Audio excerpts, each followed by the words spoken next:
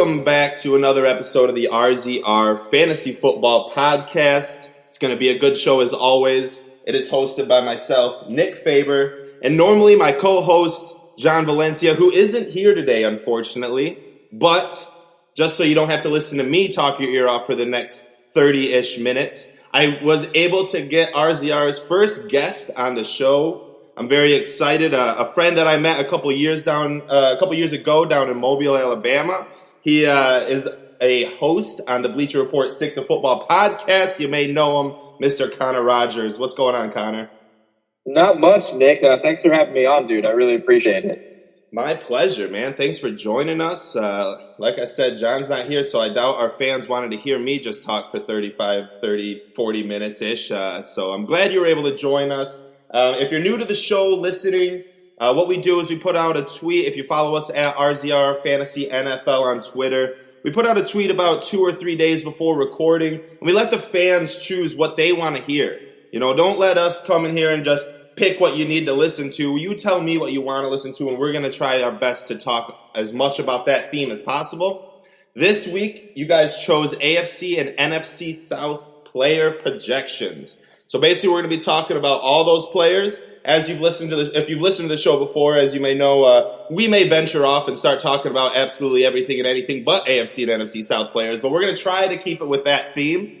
And first and foremost, what I want to do is kind of start out with one team that's it's just got me all confused. And I'm looking at wide receivers, and I'm looking at the wide receiver 2 and on, right? And this is for the New Orleans Saints, right? Number 1, Mike Thomas. If you paid attention to me on Twitter or this show, you know that I love him. I love him this year. I think he's just a PPR machine. I think he's going to be phenomenal in New Orleans. But once you get past Mike Thomas, you got Traquan Smith, who you and I both saw in Mobile a couple years ago. They went out and drafted this year Lil Jordan Humphrey, Deontay Thomas, Emmanuel Butler they got.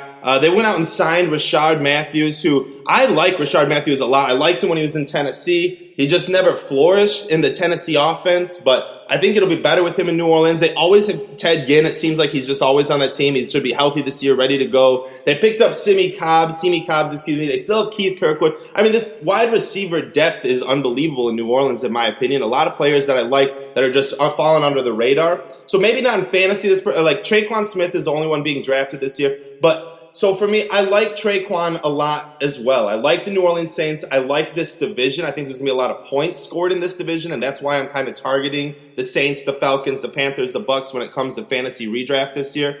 Connor, are you sold on Traquan Smith? Are you still looking maybe Austin Carr or Cam Meredith maybe to come back up this year? You know, are you kind of focusing in on any other New Orleans Saints receivers besides Michael Thomas?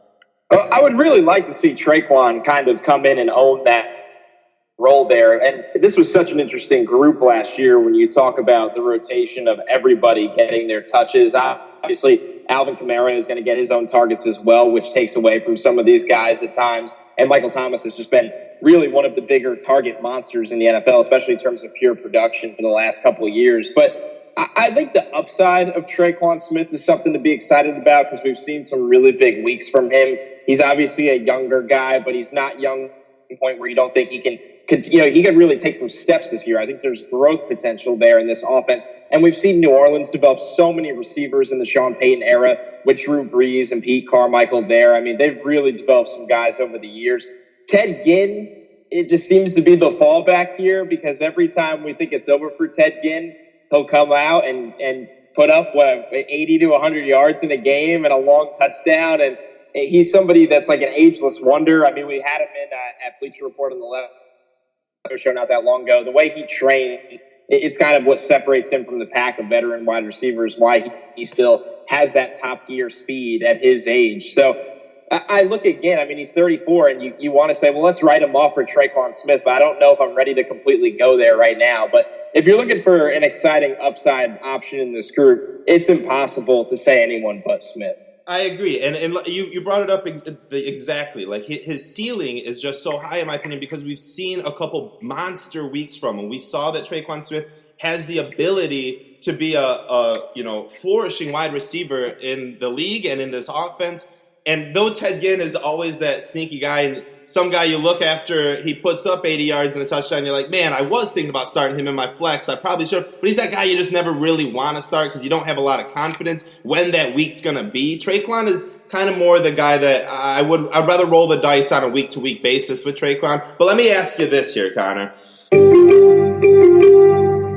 So it's the last pick in the draft, right? You're just getting depth here on your team right now, right? And you're going to draft a wide receiver to finish it out. You're looking at these 4 guys. These are the last 4 guys being drafted right now in Fantasy Football Calculator. You're looking at Traquan Smith, Robert Foster from Buffalo, who I like a lot this year. I know John Valencia does as well, even though he's not here. I'll talk for him. Marquise Goodwin, and Deebo Samuel. Those are your 4 wide receiver options. 2 49ers, a Bill, and Traquan Smith from the Saints.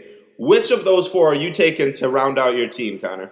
I think I'll go with Deebo just because I know, and I guess a lot of it can depend on your format too, because Deebo is going to play higher in anything that has half or full PPR. And I think Kyle Shanahan loves this guy. He wants him to be his new Pierre Garçon. And anybody that knows Kyle Shanahan knows Garçon is his favorite wide receiver, or one of his favorite wide receivers he's ever coached. That's how they view Deebo down there, as a high floor, pro-ready kind of guy in an offense that looks to really spread the ball around. But I think when you look at, and yeah, it's crazy to pick the rookie out of those options because we've seen some big plays from Foster in that Buffalo offense.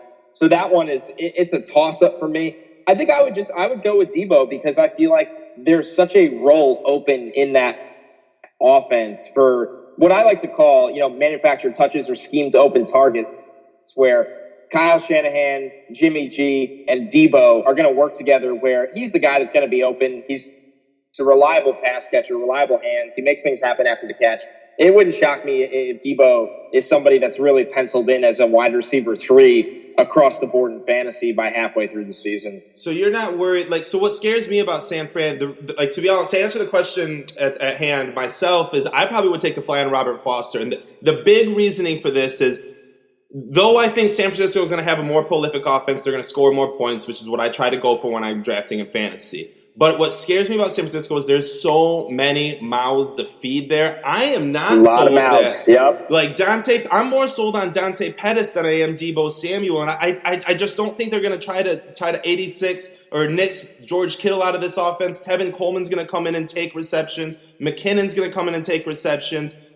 There's Goodwin, like we talked about. There's Pettis, like I said. There's Deebo. There's just Travis Taylor. There's so many mouths to feed in San Francisco. I kind of more like Buffalo, where it's Smoke Brown. And after Smoke Brown, you can say Zay Jones might need to get his fair share, but I'm not sold on Zay. I'm not sold on Shady being like a big PPR reception guy. I think they're going to try to start bringing Devin Singletary in more often than not, if McCoy's even on the team come the start of the year. As much as I like teams that score a lot of points, I also like teams that there aren't a ton of options, and it's kind of funneled to a certain 2 or 3 guys, which is kind of why I like Traquan. Sure, AK's there, and they're probably going to get Jared Cook more, some receptions, and Michael Thomas for sure. But again, Traquan Smith is maybe the best guy after that, except you do have Ted Ginn, like some receivers we talked about. But that's why I like Robert Foster. Is in Buffalo, there's just no one there, and Josh Allen, we know he can throw the ball far. I don't know if he can throw the ball within 10 yards still, but we know he can throw the ball far. And we saw a pretty good chemistry between him and Foster at the tail end of the season last year. So that's why I was going to. So the mouths to feed in San Francisco doesn't scare you away from Deebo at all, huh? No, it doesn't, and that's a really good argument. Now, what I will say with the San Francisco offense, talk about a long list of players here that are just always banged up week after week at any level of football, whether it's college or the NFL. I mean, you go down this list. Tevin Coleman has had a ton of injuries. We haven't seen Jerick McKinnon in a very, very long time due to injuries. Obviously, the same can be said for their quarterback.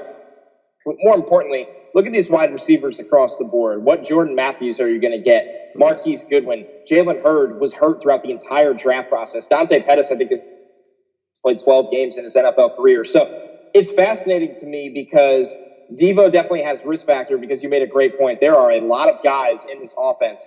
But it's just one of those things where if a couple of these guys are banged up like we've seen in the past, I think the door opens for him to be one of, if not the guy in that receiving core. I can see it. And we saw Deebo this year in Mobile, and he put on a show for us that week. And And to be all honest, a lot of the players didn't give me too many goosebumps while I was down there this year. But Debo was one of them. Debo was the guy that when you watch, you could see that it was going to transition to the NFL. So I do like his ceiling a lot. I agree. But before we start talking about the San Francisco 49ers, let's try to reel it back in. Let's jump over to the AFC. Something I want to talk about with you a little bit here is the wide receiving core in Jacksonville. Right? Are you buying into, I like Keelan Cole a lot. I like D.D. Westbrook. I like DJ Shark. Last year he didn't really flourish, but I still like him. Right? There's a lot of good players in Jacksonville. The tight end position is a little bit down. You don't know what Leonard Fournette's going to do. You don't know really who's going to be backing him up. I mean, I believe in Raekwon Armstead a lot. I liked him a lot in Mobile, and I like him a lot coming into this season. But I want to talk about the receivers in Jacksonville. Are you scared of Nick Foles going to Jacksonville? Are you, trying to fade away from any Jacksonville receiver? Are you not worried about that? Are you jumping in on board with either of them?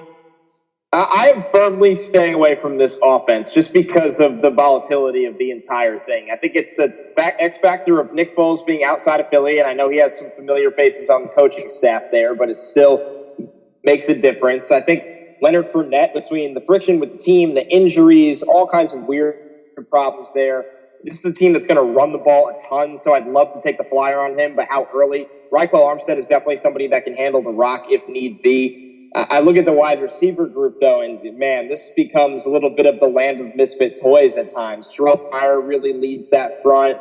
I like DJ Chark as a prospect because of his vertical speed, but we really saw nothing to give us hope last year. So Keelan Cole, I like him the best out of this group. I really do. He's somebody that can be your possession guy, but I do think he has some juice to get upfield as well. So if anyone that I'm looking at in this group for me, it is definitely Keelan Cole, because the variables with the rest of these guys, it can lead to pretty much zero returns across the board.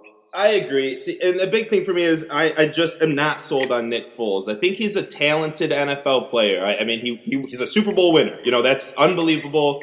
Kudos to him. He rode that wave and won the championship. Did fairly well last year when he put it, but he just isn't a guy I'm hanging my hat on. He truly isn't. And because of that, because of the quarterback, it just trickles down to the wide receivers. Not only two of them are not sold on Nick Foles, they went out and added Terrell Pryor this year, Chris Conley this year, to add with Marquise Lee, D.D. Westbrook, Keelan Cole, DJ Sharp. They got a lot of wide receivers there too. I'm not saying that Pryor or Conley are amazing receivers, but they're gonna jump in. They're gonna at least take away some volume. So I as well, I'm just not trying to go after anyone from Jacksonville. If there is one person I'm taking, it would be Raekwon Armstead, just because I like him more than I like Thomas Rawls, Alfred Blue, Benny Cunningham. I don't really care what backup running backs you have in Jacksonville. I assure you that they'll be starting at least half of the season, because Fournette will not play more than 8 games. I'll put my hat on that right now. But at that point, I'm not really taking any Jacksonville Jaguars. And the flip side, though, in the same division, someone I am going to be taking, or a team I'm going to be taking a lot of, is going to be the Indianapolis Colts. I just put out a tweet yesterday that ended up predicting the Colts to win the Super Bowl, go 13-3 this year. I went through every game, had a lot of fun while I just kind of projected the winners on Friday and kind of tweeted it all out yesterday. I went with the Colts winning it all, and I'm buying in on the Colts offense this year. I think their offensive line is phenomenal. I think their defense is phenomenal, which is going to make their offense even more prolific than it could be. Andrew Luck, I think, is back. I think it's the Andrew Luck that we're about to see for the next 10 years.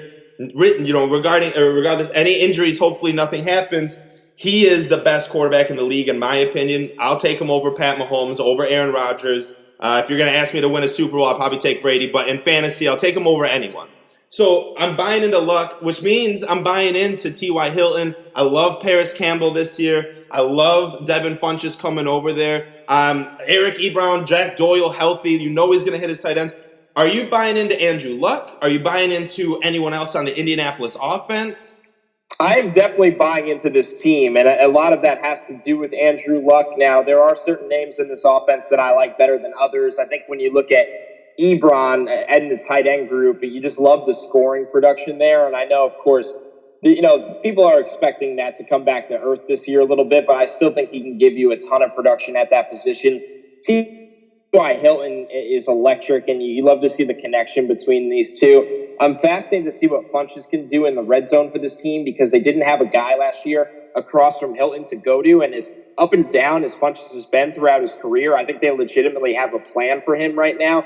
Paris Campbell's an odd one because the vertical passing, receiving production wasn't really there this year in college, but the numbers were overall, and a lot of that was whether it was jet sweeps, throws underneath that he turned into big plays with yards after the catch. So I want to see what his role is in this offense, although I think it could definitely be a big one. Deion Kane is an interesting name thrown into this group because there was so much expectations really since he's been at Clemson, and I think they really do like him there. Marlon Mack is the guy of this offense. Like, are we going to get 1,000 yards out of Marlon Mack this year? Because so many people wondered this would be a team that would sign a running back or draft a lead running back, and they seem pretty happy with the group they have. So you look at this group, and Mack is the guy you throw your money on. But the household names in this group feel very, very safe to me. I agree. I mean, I like Devin Funchess as a wide receiver too. I think it's going to be a perfect fit for him, right? And I kind of like the wide receiver twos a lot in this whole division, or in this whole division, the AFC South here. Like, I like Will Fuller a lot as well. I'm buying in on him. He's a touchdown machine when he plays. And so Will Fuller is a person that I want on my team, so I'm buying into touchdowns. I'm always buying into touchdowns. If you're gonna come up and put 8 touchdowns down in 16 games, you're a guy I'm gonna be looking at. That's why I ended up having Moncrief a few years ago in the Indianapolis offense, who ended up, not being an amazing wide receiver. Just he strung together 8 or 9 touchdowns in a row, and he was just a touchdown machine, and that's what I was looking for. Will Fuller is another guy who's very similar. Just can he stay healthy? So my question for you, Connor, right now. Say you're sitting in the 7th round, right? Your 7th round, first pick, and you need to get a wide receiver too. Who are you more sold on? Robbie Anderson, Will Fuller? I think I'll go with Anderson just because I can tell you Adam Gase wants to feature him. And I think Fuller is a guy that, of course, we could sit here and say he'll never be the guy because Hopkins is there, and right. Hopkins is probably a top 3 receiver in football right now. Right. Fuller, to me, I love him. It's just I don't know if he will ever truly stay healthy. I really don't know. And I think when I look at Anderson, that stretch at the end of the year with Darnold really kind of catches your eye where you sit there and you go, okay, like this is what he's been waiting for. He hasn't had a quarterback that can hit him down the field. And then you hear Adam Gase, and you know how much he wants to feature Anderson. It's a tough call. It really is. Because I think if they played 16 games, Fuller might give you the bigger week-to-week performances. I really do. I'm not a buyer that Fuller is ever going to play 16 games. And I do feel comfortable with Anderson's floor with Darnold this year that he can really, really give you a lot at that point of a draft. I like Robbie Anderson a lot. I think he's being super undervalued. So I agree. If you put in that position, as much as I like Will Fuller and I believe in him, you're right. I mean, the injury scares you. We've seen it like after 2 years ago, you're like, all right, I bought into him again last year. I was like, okay, he's going to be fine. He blew up, but then he got injured again. So you're right. It's kind of scary. And with Robbie Anderson, and if you look just 2 years ago, he ended up coming up with over 100 targets, 6 receptions. He fell, 60 yards short of 1,000 yards, 7 touchdowns. Last year, he only had 95 targets, but still caught 6 touchdowns, caught 50 of those 94 receptions. I mean, he's prolific. He's fast. He had a little bit of off-the-field issues in the beginning of his career, which kind of scared me away from going after him, but I think we've kind of resolved that. I think he's just going to start to hopefully focus in on his NFL career and what he can be. And if that's the case, I think especially with a sophomore Sam Darnold, who I'm buying in a lot this year, I like Darnold, especially with Adam Gase. This could be a very good tandem. Now, you say we're going to be trying to, heavily focus on Robbie Anderson. Is that going to leave Quincy Enunwa off in the dust? Like, he's back this year. Are you buying into Enunwa as a late round flyer for your fantasy team, or are you just hopefully just buying into him as a Jets fan? I think I would stay away from Enunwa in this offense. And sure, if you're getting him at the end of the draft, I understand taking the Flyers there because he had some weeks where he really did shine. We've seen him shine in the past. But For me, I look at this offense, and it's a two-man offense. I think it really comes down to Le'Veon Bell and Robbie Anderson. And then the guys they like are Chris Herndon, Quincy Enunwa, Jamison Crowder. Ty Montgomery and Bilal Powell will get their targets on third downs.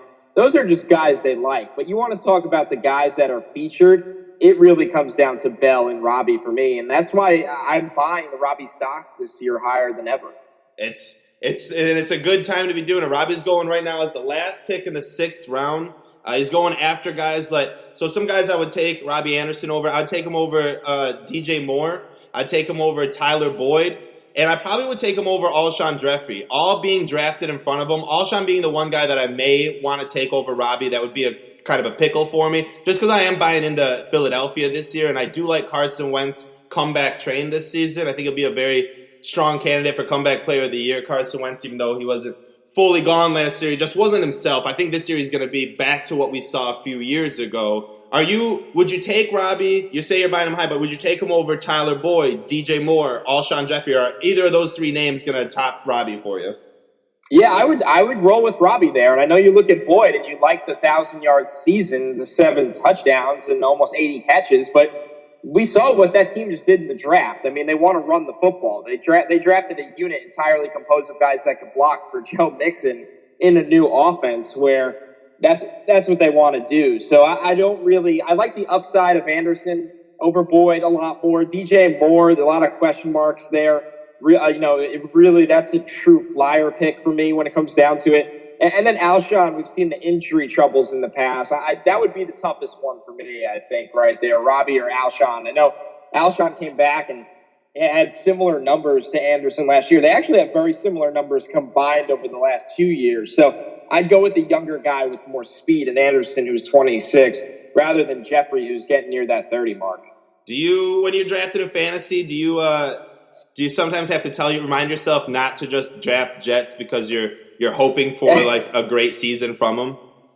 Well, they've been so bad from a fantasy perspective for so long that it comes naturally to avoid them at all costs. That makes sense. That's how it was as being a Lions fan for a long time. Then we got the likes of Megatron, and it was like, okay, it's safe to draft some Lions again. But I definitely know that feeling.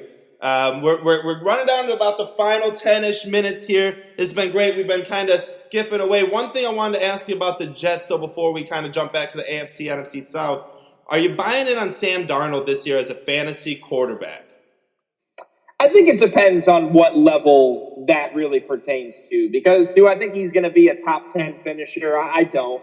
I think that's a lot to ask of a guy. And, here he is with the new coach, a new offense, a lot of new moving parts. Now, do you see the upside as a top 15 fantasy quarterback? Yeah, you do, because you have Le'Veon Bell there now. We just went on a long time about Robbie Anderson, his potential. Quincy Enunwa was healthy. They have tight ends there. They're going to throw the ball down the field. Adam Gase wants to come in and have an aggressive plan of attack. So I like Sam Darnold as it's almost like how people drafted Pat Mahomes last year. People took Mahomes, and whether it was the 10th, 11th, 12th round, sitting there saying, hey, if things go right with the offensive coach he has and the pieces around him, this could be a really good investment, whether as a keeper next year or, of course, we saw the highest of highest ceiling hits, 50 touchdowns total. Darnold, I think, is a similar thing where you draft him towards the end of your draft as your second quarterback, and you kind of sit and watch how things go. And if he's outperforming your starter by week 8, 9, or 10, would anyone really be shocked? No, they wouldn't. So that's kind of how I sit there and look at Darnold. So let me just clarify real quick. You're saying that Sam Darnold's going to do just as good as Pat Mahomes did last year. Yeah, right. I don't think we'll ever see that again. Okay. That might be true. I like Sam a lot this year. Do you think, but when it comes to quarterbacks, you're only as good as your offensive line is. Do you think the Jets' offensive line is going to be sufficient enough to keep Darnold upright? I think so. I think the addition of Kelechi Osemele will make a big difference. They had a lot of problems with interior pressure last year, and a lot of that had to do with him. They believe Jonathan Harrison could be an adequate starting center. I'm skeptical of that, but I think the addition of Bell in the backfield, and pass pro will help a little bit. And Darnold, the best things he did last year were on the move. So if there's anything that he can do to negate that offensive line issues, the minor addition should be enough where his ability to throw on the move will help as well. Cool. That's good to know. See, I needed some inside information on the Jets' offensive line. That's why I had to ask that question. But let's roll this back to the theme of the week here. There's something I want to talk about. Some guy we saw last year, John, Connor and I, while we were in Mobile, we got to see up close and personal Ito Smith.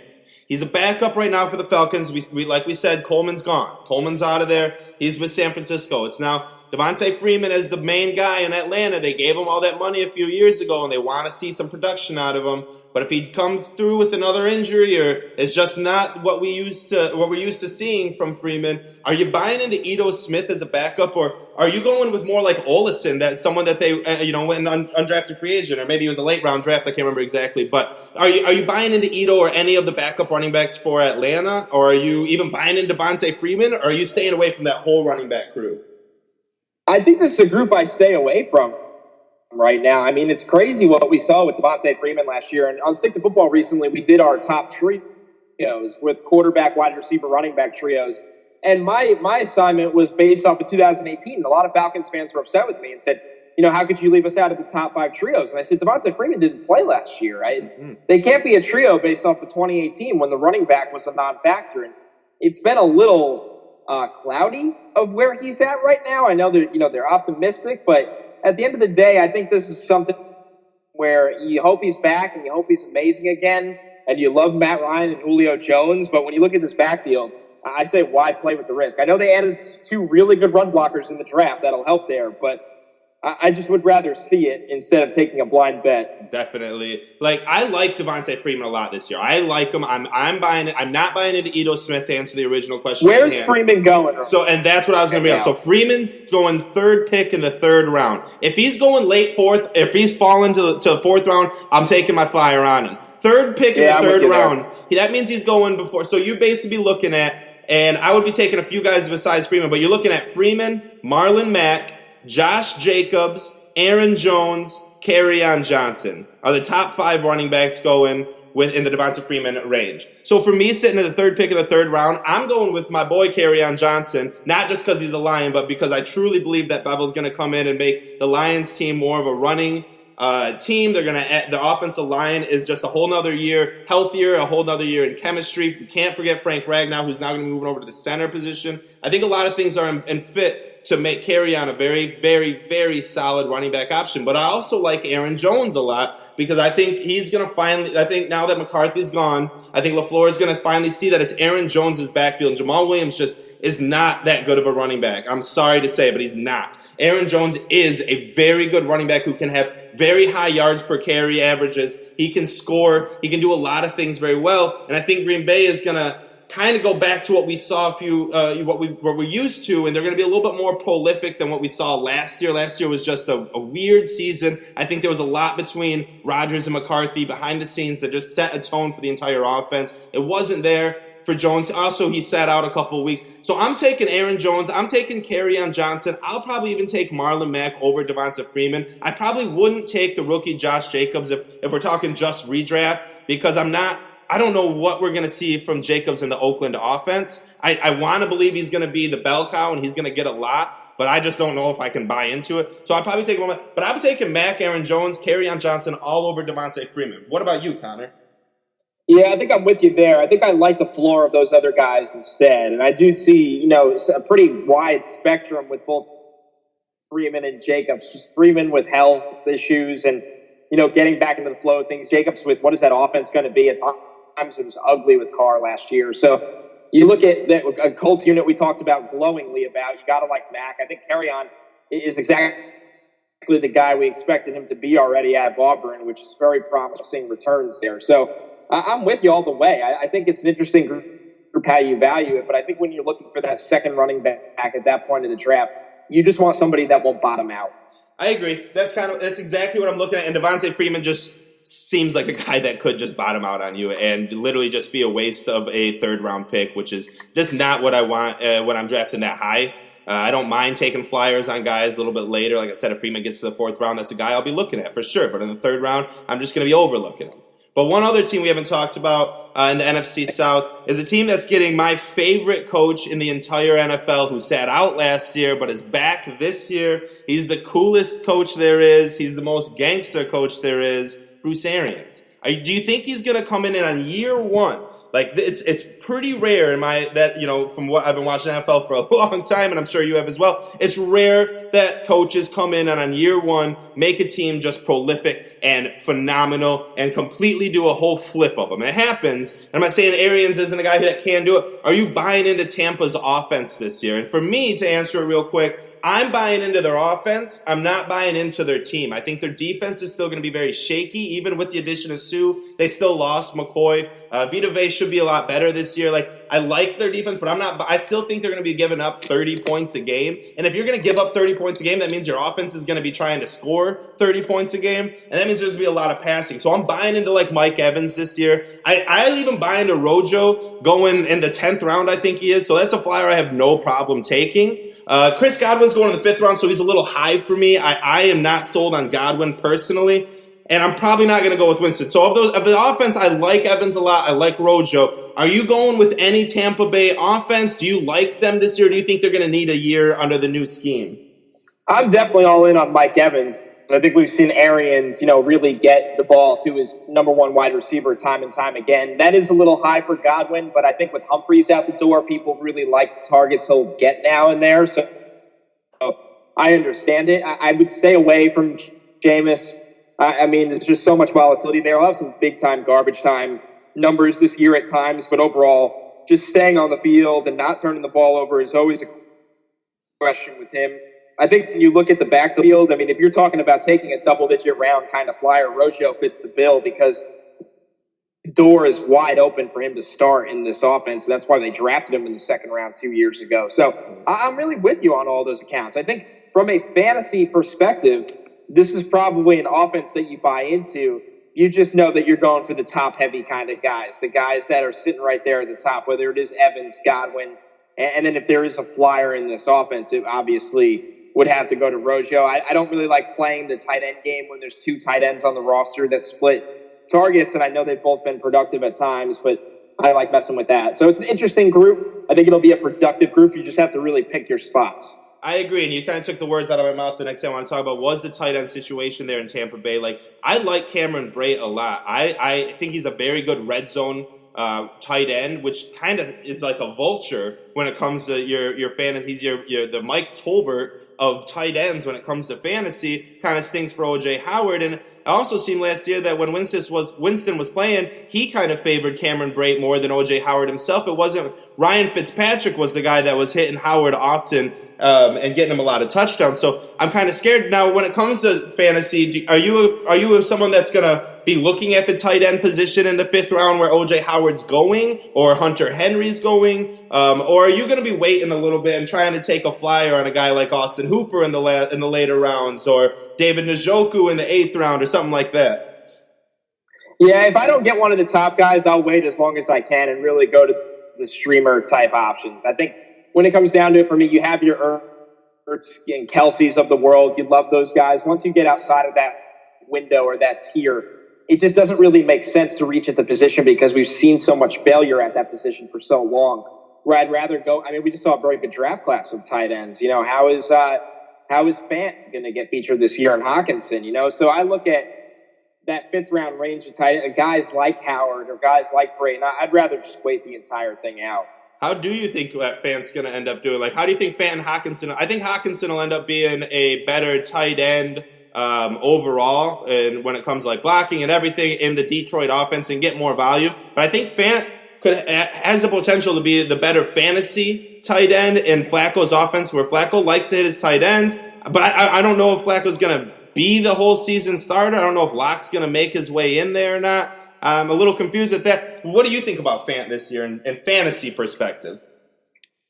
I kind of like rolling the dice on him because he's the guy in that offense. And I think, like you said, you have Flacco starting out there. You like the upside of the pick, but Hawkinson is definitely the safer guy. He's the more short area target kind of guy that can get you, your 4 to 5 catches you need from the tight end each week and, at least a handful of touchdowns there. So I like Fant. I don't think I would prioritize or reach for him necessarily, and I would feel more comfortable with Hawkinson's floor.